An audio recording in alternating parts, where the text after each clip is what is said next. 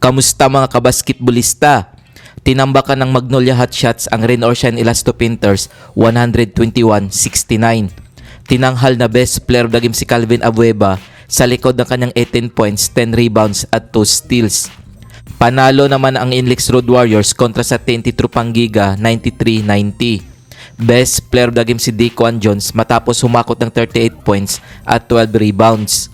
Kung bago ka pa lamang sa channel na to, mag-like na at subscribe. Heto ang quarterfinals team standings as of September 27, 2024.